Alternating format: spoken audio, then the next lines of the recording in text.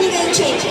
રાતના સૂતા પહેલા સવારના અલાર્મમાંથી આપણે સોશિયલ મીડિયા સ્ક્રોલ કરવા છું તેટલું જે આપણને જાણ ઝડકી રહી છે. માટે યોજનાઓ લાવે છે અને વિકાસના કામોમાં માર્ગદર્શન આપે છે.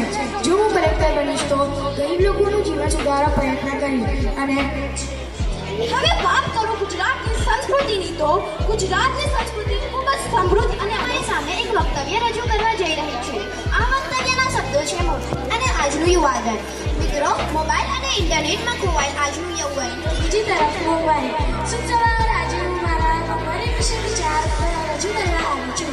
વધતી જતી મોંઘવારી આપણા દેશની ગંભીર સમસ્યા બની ગઈ છે. માણસની 3 મૂળભૂત જરૂરિયાતો છે: રોટી, કપડાં, મકાન. આ જરૂરિયાતો તો વિષય પર બોલવાની તક મળી છે. આ વિષય પર આપણે બધા ક્યારેક ને ક્યારેક વિચાર્યું હશે. વડાપ્રધાન હો એ કોઈ નાની જિમ્મેદારી નથી. મને જો આ તક